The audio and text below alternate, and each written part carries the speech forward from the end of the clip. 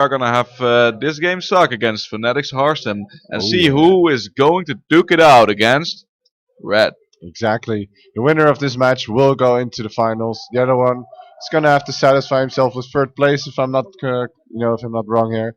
And well, map's gonna be Newkirk Precinct. Pretty interesting map here for a CVP, to be honest. We saw Mello go down against TGS on this map in the previous game. So the question is Harstem going to be able to fare any better? Yep, that's gonna be the question. Harstem, of course, one of the favorites of this tournament, and I think also the favorite of this match. But this game suck from Sweden has made the trip worth it so far. Oh yeah, Already definitely. ending at least third, but could also take down Harstem, and who knows what he could do against Red. Yep, it's he's going to have to prove his worth, of course, first in this game on Newkirk Precinct. Everyone here has said that they are ready, and once everyone has pressed the ready button, we can start this game. There we go. The countdown has started. It's going to be Harstem versus TGS. Yep, I hope these guys are ready because this should be entertaining. First up, on the bottom right corner, it is going to be This Game Suck. All right. Left from Team Fnatic. He's the only one Dutch player left in the lower bracket, looking to finish off against Red in the next round. He is Harstem. Well, it's clear who the fan favorite is, since only one guy got applause in the player lobby here. Harstem, of course, one of the Dutch players. I know one of the German guys in the public also clapped just because he is Protoss, but that makes sense. We're gonna see what their strategy will be. Forge Fast Expand for Harstem looks like it. I think we're gonna just see a macro game once again, Drew. Yeah, I really think Harstem is going to have to go into this game with a particular plan. We saw that Melo did earlier, and it didn't quite work out, unfortunately, for him. But then again, going late game against Zerg on this map as Protoss, it's just really hard, you know. So I would almost say this is, well, they vetoed their map, so he knew that he was going to have this map, have to play it at some point.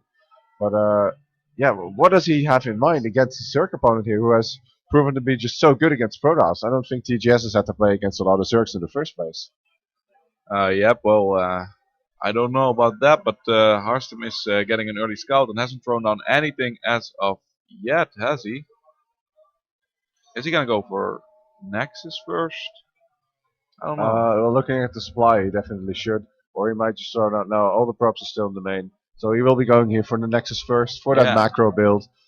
He has a particular plan in mind, and it involves the Nexus first. We can say that for sure.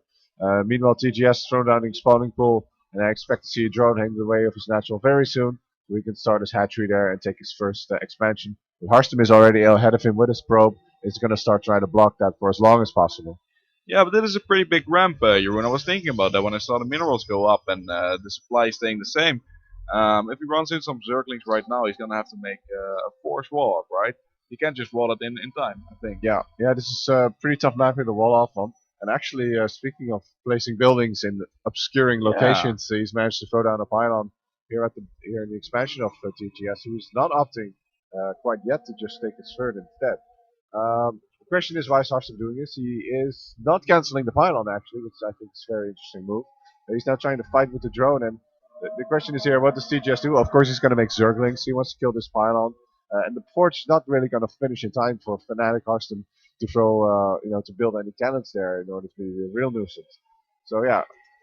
Yeah, I mean, if he sent the links right away, he could have pressured the wall with it and be a little bit annoying, but it would have also forced like at least an extra building that he had to cancel later on. But he's just gonna opt to take out this pylon and then move the Zerglings after that. So I think Harstem is gonna be fine. Actually takes quite an early game lead with that, I would say. Yeah, and he's got to spot the fact that TGS wants to go for a third, because that drone, it's not there to sunbathe, you know. And we have a pause here from Harstem. I'm not sure what the issue is. Basically, like any issue or any pause we've seen so far in the tournament, I don't expect this to take long at all. You know, this whole thing has been very, very smooth, I have to say, and I expect this to be resolved quite quickly. Yep, and that pylon actually losing that supply blocked Harstem. Surprised by that. I see that right now, but he is gonna finish that Nexus quite early, so should be no problem after all. Not at all. Yeah, 2 hatcheries on the way, so yeah, looks very macro heavy so far. And Harstem is going to resume this game right now. Indeed, we are going to resume this game very well right now. Keep in mind though that TGS has got a very good scout off of his opponent's natural. He saw the Nexus first with the Overlord. This cannon is going to chase it away once it finishes though. I don't really expect these links to do a whole lot. Just one gonna give chase to make sure that the probe doesn't go back into the main to drop the proxy payload somewhere. Yep, he's gonna take the middle watchtowers with the other Zerglings. Make sure he has that map control. Bless your health, Jeroen, as you are a little bit ill, right?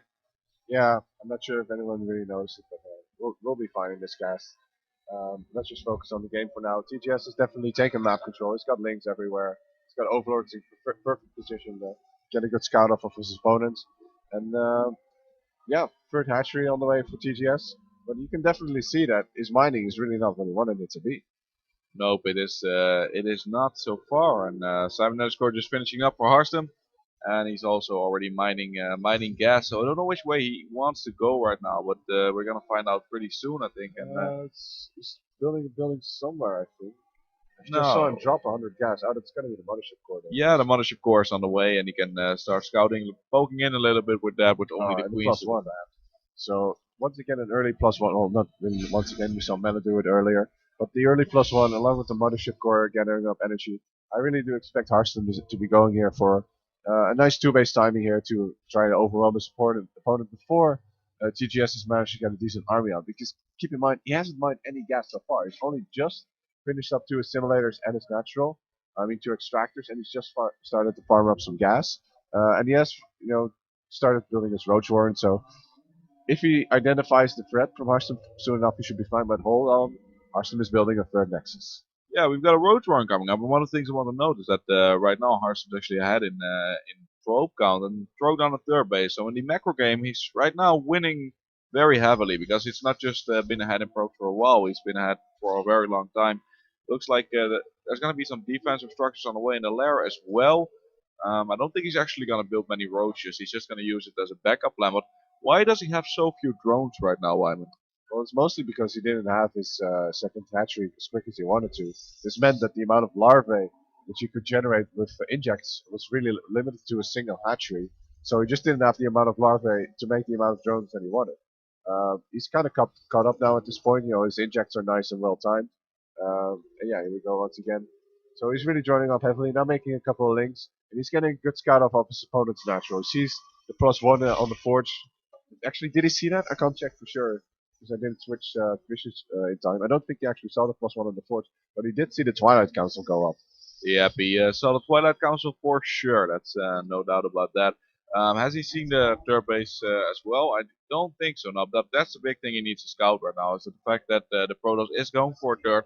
He's still a little bit in the dark on that factor, and that would make a huge difference. He's also researching roach speed and getting Zergling speed quite late actually, and the crowd's going crazy on the other stream as well. Yeah, it makes me really wonder what the hell just happened there, but I'm just gonna have to find out later and focus on this game for now. Or We they actually were have really Blink. sad that he delayed Zergling speed.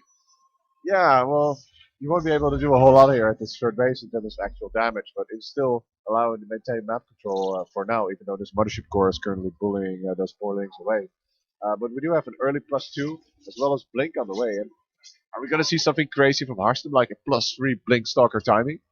That would be really awesome. I've seen that work by Sase, who would do this build and had like the most ridiculously early +3 attack, and the Stalkers would just melt anything that came in their way. Yep, well, we do have Hydra upgrades on the way and Roach upgrades. So if he's gonna go for that, I don't know about it to be honest. I think that's pretty hardcore counter by Hydras, right? The thing about Stalkers is, assuming he's going to go mass Stalker because he's adding on a whole lot of gateways, is that they're good versus everything, but they're certainly not the best versus everything. If you max out on Stalkers, you can deal with everything, but you can't deal with everything in the most optimal way you kind of wanted to, like with a hard counter. They're just kind of a soft counter to most units. They can deal with air, they can deal with ground. But if you get surrounded with mass ling or something like that, it's a tough pickle to make. But it looks like it's going to be a +2 Blink timing here from Harstem. Yeah, but he's having such good scouts with the Phoenixes flying over, just using a little bit of center energy, knowing exactly what's going on for the entire game, giving good reads. And once again, it looks like AGS is going to go for the quick hive, just like he did earlier against Mel. Here comes the attack from Harstem. Yeah, here we go. A couple of Hydras there in front, but are they going to get forced still enough? No, it looks not. Harstem actually has an equal amount of Stalkers than his opponent has Hydras, and has both armies are pretty much maxed. I mean, pretty well matched, but it's really going to come down to the force fields in this engagement. I feel +2 has, of course, finished by now. So has Blink. We see another weapon at the front, and this is going to prompt the attack in from Harstem. Yep, nice concave actually by ATS right here, Oh, but a great force lot fields. of stalkers, good force fields, good time warps also, Jeroen. And you know what? This is looking really good for Harstem right Yeah, now. he doesn't have the concave in his engagement, but his Blink micro is, it's just so good with the +2 damage. These Hydras are just melting to the Stalker army, and GG! Oh, GG Fnatic for take- Harstem. Harstem takes the first game here straight away with a very good timing attack.